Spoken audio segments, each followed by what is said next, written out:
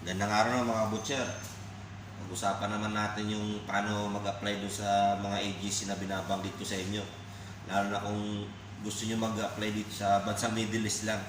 Kasi ang iniisip ng mga ibang viewers ko, nasa ano ko dito, kita nyo yung bansang New Zealand. Yung apron ko, hindi po ako nasa bansang New Zealand mga butcher. Nandito lang ako sa bansang Middle East dito sa Oman. Kaya ulitin ko, mga gusto mag-apply sa agency ko at dito sa kumpanya ko, ang agency ko na bali maraming parang magkakapatid sila, sister company.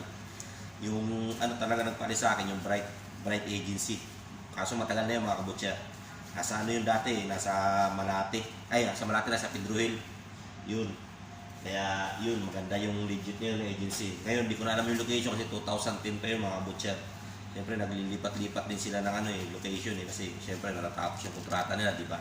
Parang trabaho lang din. Tsaka yung legit din na isa, Right Merit, nasa Malate ata yan. Basta i-search nyo lang mga kabutcher. Tapos yung Androm, nasa Makati yun.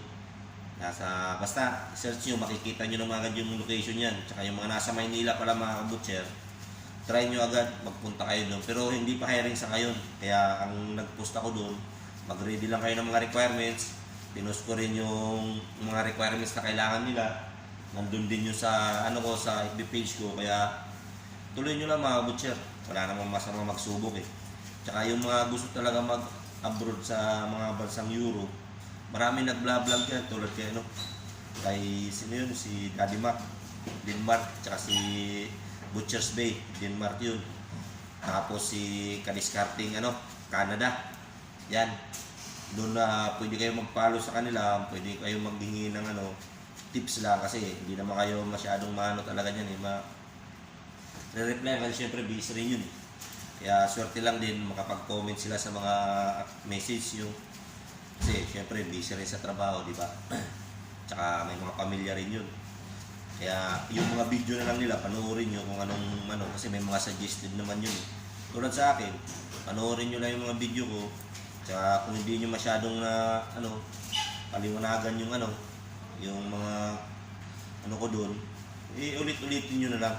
Saka pag makapag-message ako, basta yung agency na nire-requirements ko, nire-require ko sa inyo yun. Bali, 4 yun mga kabutcher.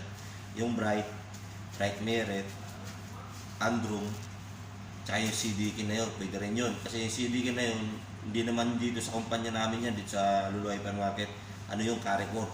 Big company rin yan dito sa bansang Middle East, yung Carrefour na yan mga kabutcher. Legit din yan.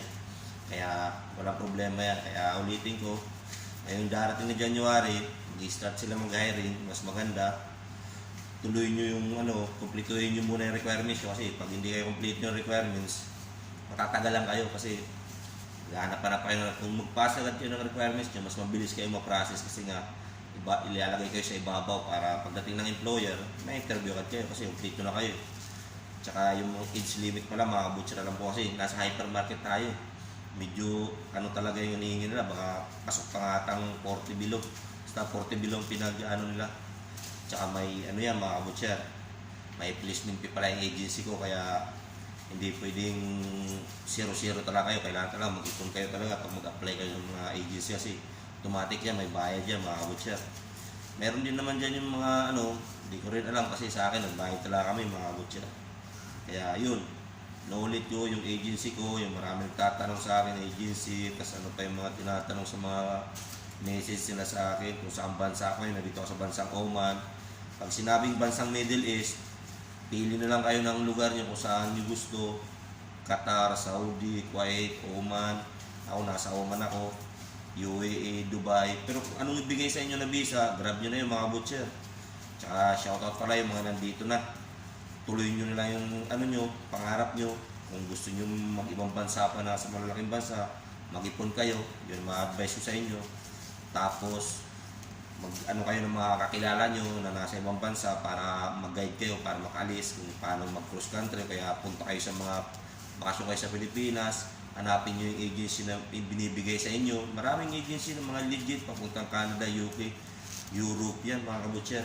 Basta lang kayo dito sa social media, lang kayo dito, parang lagi kayo nakakapanood sa mga legit yan mga butcher. Lahat ng nag-vlog ngayon ng mga butchers dito sa ibang bansa, mga legit yan.